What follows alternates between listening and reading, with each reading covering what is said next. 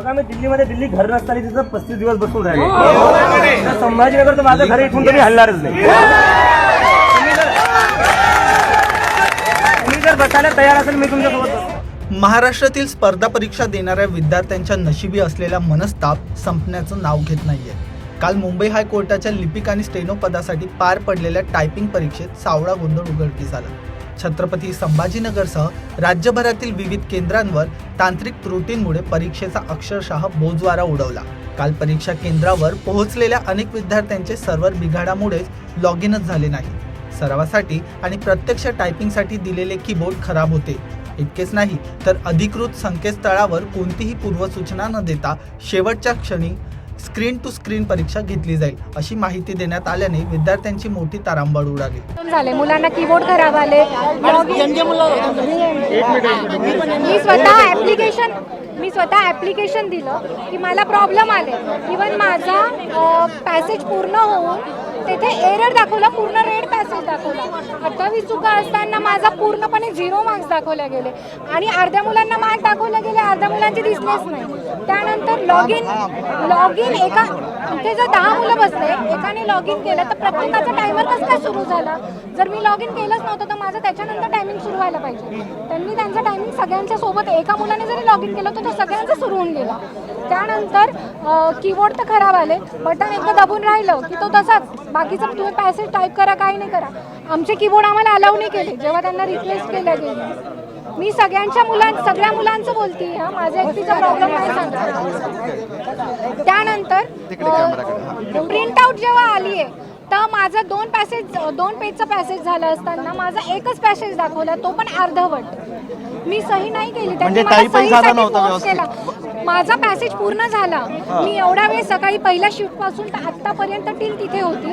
त्यांना मी ऍप्लिकेशन दिलं, कुणीही मला रिसिव्ह द्यायला तयार. थोडं समोर सर, हायकोर्टवाल्या एम्प्लॉईंना म्हटले की तुम्ही सही द्या, रिसिव्ह द्या. मागे सरका थोडं, इकडे वरती आणि मॅनेजमेंट मागे सरका थोडं. तेव्हा माझी प्रोफाईल दाखवली, तिथे माझा फोटो पण नव्हता. म्हणजे माझ्या जागी दुसरा कोणी डमी उमेदवार तिथे बसवला असू शकतो. हो सर, आता झाली जेनीसेल. हे हे काय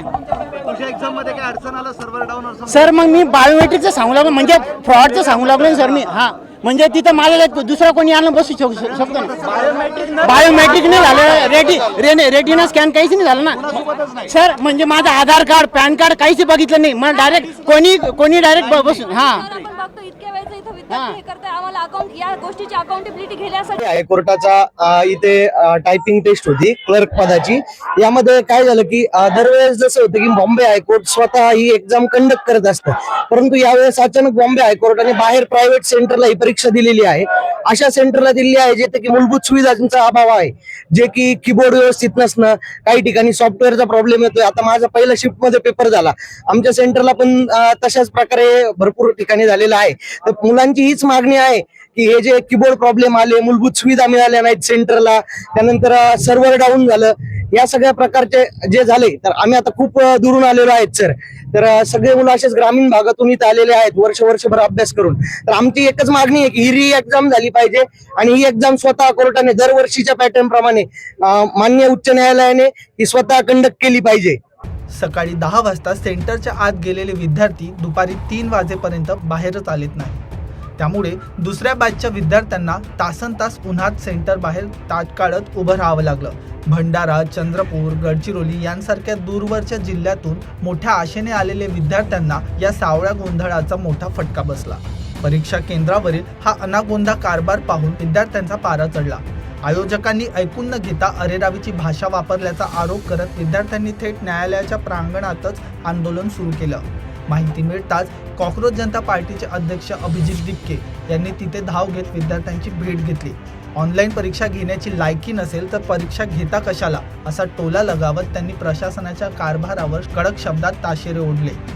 अभी इन स्टूडेंट्स ने मुझे बताया कि इनकी सुबह हाईकोर्ट की एग्जाम थी और जैसे ये लोग एग्जाम देने बैठे तो पता चला कि किसी का माउस नहीं काम कर रहा है, किसी का कीबोर्ड नहीं काम कर रहा है और 10 मिनट के अंदर majority of the students log out हो गए और उसके बाद सबको फेल कर दिया गया.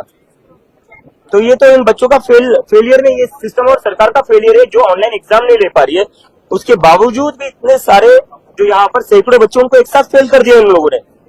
और जब इन लोगों ने कंप्लेन करी जो अथॉरिटीज है अंदर, तो उन अथॉरिटीज ने कहा कि इन बच्चों में अक्ल नहीं, एग्जाम कैसे दी जाती है। तो अथॉरिटीज में इतनी ज्यादा अक्ल है इन बच्चों से, तो अपनी अक्ल का थोड़ा इस्तेमाल करते, पहले से अच्छे कंप्यूटर्स लगा देते, पहले से ही फंक्शनिंग कीबोर्ड लगा देते, पहले से ही जो सर्वर है वो ठीक कर देते, अगर इनमें इतनी ज्यादा अक्ल है तो। और अभी स्टूडेंट्स के साथ बहुत दूर दूर से स्टूडेंट्स आए, पूरे महाराष्ट्र भर से स्टूडेंट्स ये एग्जाम देने आए थे। अभी मैंने बात करी तो कोई अमरावती से आया है, कोई बीड से आया है, कोई लातूर से आया है, अंबेजोगाई से आया है। तो ये बच्चे कहाँ जाएंगे, अब क्या करेंगे? ये क्या ऐसे ही फेल का सर्टिफिकेट लेकर अपने घर जाएंगे? क्या बोलेंगे घर पर जाकर? कोई बता रहा है 6-6, 7-7 महीने से प्रिपेयर कर रहे थे एग्जाम के लिए, अब घर जाकर क्या दिखाएंगे मुंह माँ बाप को कि मैं फेल हो गया एग्जाम में, और एग्जाम में क्यों फेल हो गया?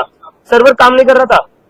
तो ये सरकार की गलती है। अंदर जो भी बैठा है, मुझे बताया गया कि डिस्ट्रिक्ट कोर्ट के जज बैठे, वो बाहर आए, रिटर्न में दे कि एग्जामिनेशन फिर से होगी, और अब आज जो कंप्यूटर्स थे उन कंप्यूटर्स पर नहीं होगी। इसके बाद ये ऐसा फिर से हाल होना नहीं चाहिए। बच्चों का भविष्य दांव पर लगा हुआ है। आपकी उनसे कोई बात हुई? अभी उनको बात, ये बच्चे बात करने गए थे तो उन्होंने उनकी अकल निकाली कि इनमें अकल नहीं है।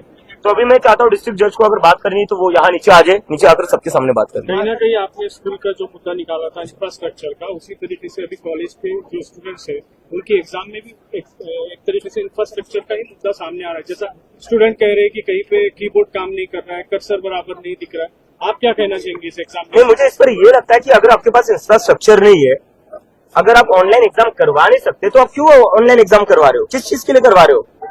पूरे देश में, पूरे महाराष्ट्र में पहली बार नहीं कोई ऑनलाइन एग्जाम का सर्वर डाउन हुआ है जहां कीबोर्ड काम नहीं कर रहा है या जहां माउस नहीं काम कर रहा है। हर एग्जाम में ये होता रहा है। ये सरकार मुझे बता दे कोई एक एग्जाम जहां पर ऑनलाइन एग्जाम ठीक से हुई हो। तो जब आप ले नहीं सकते ऐसे एग्जाम्स ऑनलाइन, जब पता है सबको कि आपके बस की है ही नहीं, तो उसके बाद भी आप बार बार ऑनलाइन एग्जाम लेकर बच्चों का भविष्य क्यों खराब कर दो? राज्यभरातून एकामागून एक भरती प्रकरणांमध्ये गोंधळ, पेपरफुटी आणि तांत्रिक बिघाडाचे सत्र सुरूच आहे। जोपर्यंत न्यायाधीशांशी थेट संवाद होत नाही आणि फेर परीक्षेबाबत ठोस निर्णय होत नाही, तोपर्यंत लढा सुरूच ठेवण्याचा इशारा विद्यार्थ्यांनी दिला आहे। आता या गोंधळानंतर हायकोर्ट प्रशासन काय भूमिका घेणार याकडे सर्वांचं लक्ष लागलं आहे।